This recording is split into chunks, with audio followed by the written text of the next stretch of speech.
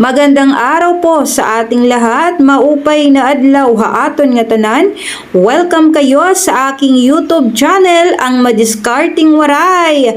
Ngayon ay magluluto tayo ng masarap at kakaibang putong bigas.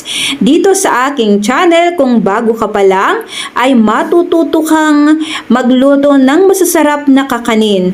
Dito ay matututuhan mo kung paano nga ba kumita, dahil lahat ng aking sinishare na recipe ay lahat ng yon ay aking mga paninda. Sa aking gagawing puto bigas ay hindi na tayo mahihirapan pa, hindi na tayo maghihintay ng matagal para lutuin ang ating puto bigas. Kaya naman, samahan nyo ko at magluluto na tayo ng masarap na puto bigas. Sa ating unang ingredients ay kakailanganin natin ng rice flour. 4 cups po ito. Ito yung nabili ko na ng mga nakabalot. Dahil hindi na po ako nagpagiling dito para hindi na po mahirap. Dito ay nabili ko siya sa supermarket. Kung wala ay pwede yan sa mga palengke. Ganito po siya, rice flour ang nakasulat, hindi na kayo mahihirapan pa.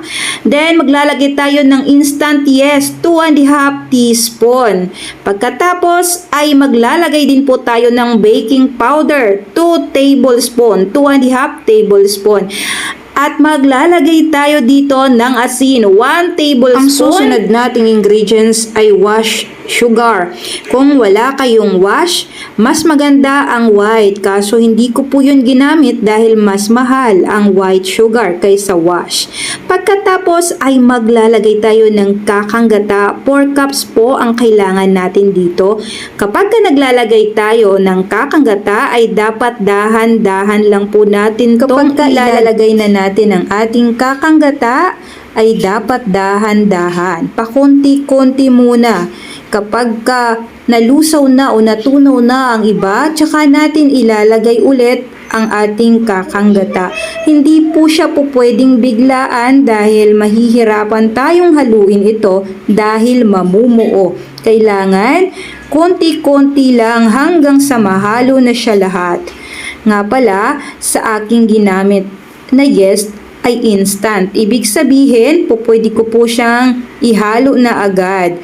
Pero kapag ka-active yeast ang gagamitin nyo, kailangan na itutunawin nyo muna ng tubig ito bago nyo ilagay. Dito sa aking puto bigas ay nagpakayod po ako ng 2 niyog dahil gusto ko nga po ay masarap itong ating puto bigas dahil hindi po tayo gagamit dito ng butter, hindi tayo gagamit dito ng gatas, ng evaporated milk, kaya naman dinamihan po natin ang gata.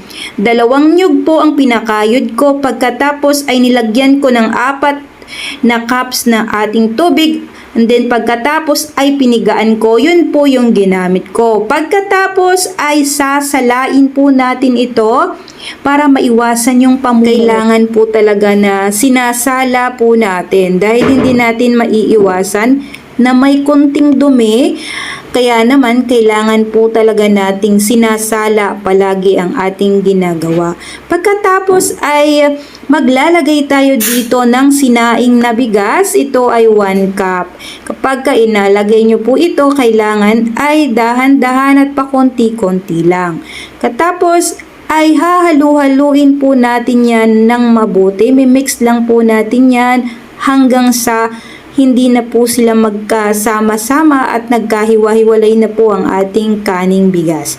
Ayan, imimix lang po natin yan at hindi po magtatagal ay okay na yan. Hindi tayo mahihirapan ditong maggawa ng puto bigas.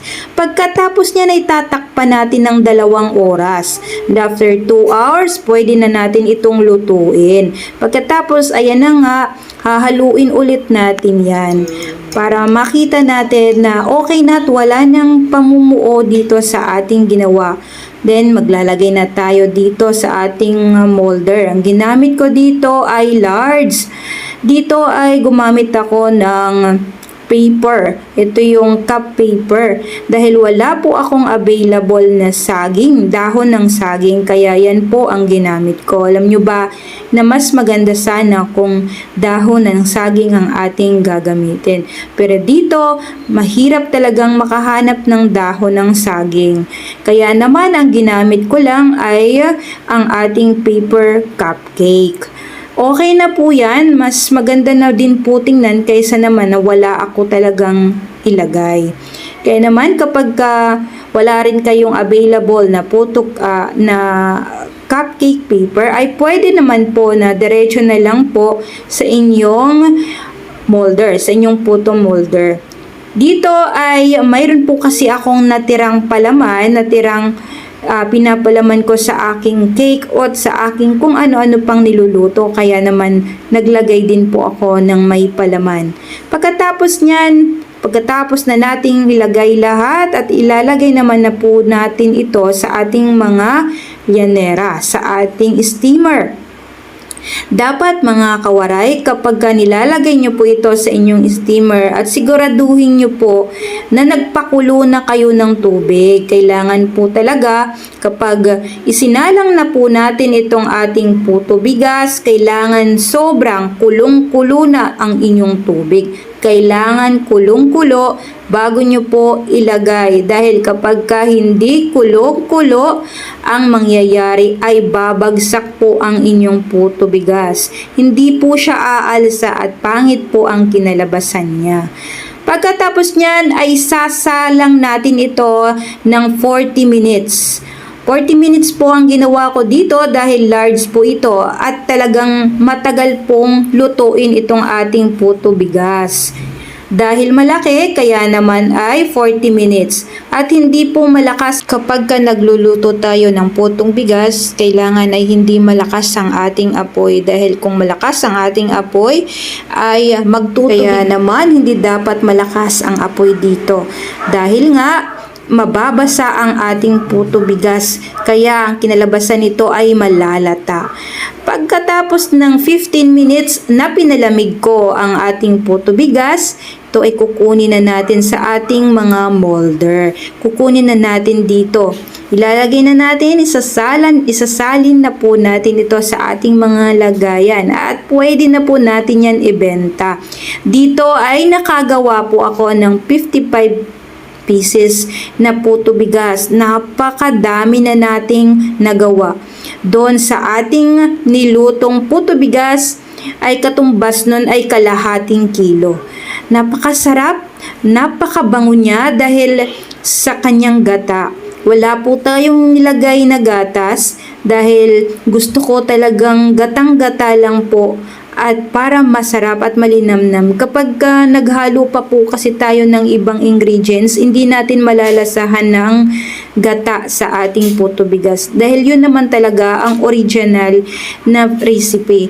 Hindi tayo maglalagay dito ng gatas. Pero, nasa sa inyo yun kung gusto nyong mas masarap pa, malinamnam ang inyong puto bigas, pwede po kayong mag-add din kayo ng inyong version. Maglagay kayo ng butter at maglagay din kayo ng egg and cheese sa ibabaw. Mas masarap din po kapag maglalagay kayo ng egg and cheese. Pero sa akin, at dahil nga pangkain lang namin ito at gusto ko talaga siyang walang eden, para makatipid din naman ako sa pagluluto ko, kaya hindi ko po siya nilagyan ng eden. Pero kung sa inyo gusto nyong mas masarap, maglagay kayo ng eden, maglagay kayo ng butter kasi mas masarap po yan.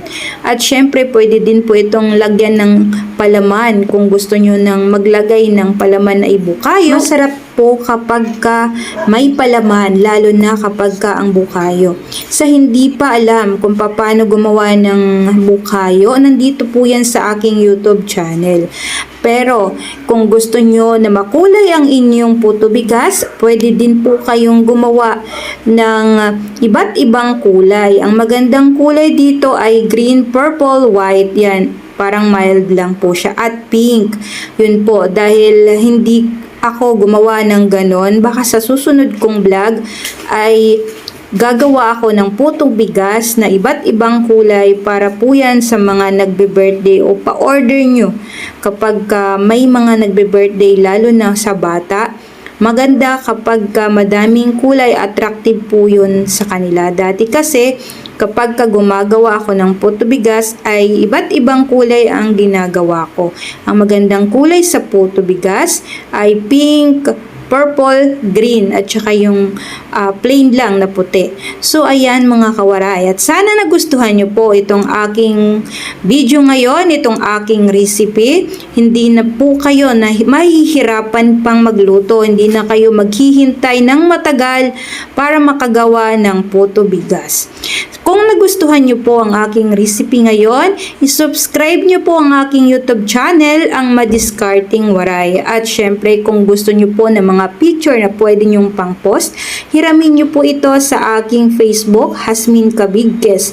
At syempre, kung gusto nyo po akong suportahan, i-follow nyo po ako sa aking page, Cake by Ate Jazz, at nandun po din lahat ng mga picture na pinahihiram ko para makatulong po ito sa tulad kong gustong kumita. God bless po sa ating lahat mga kawaray!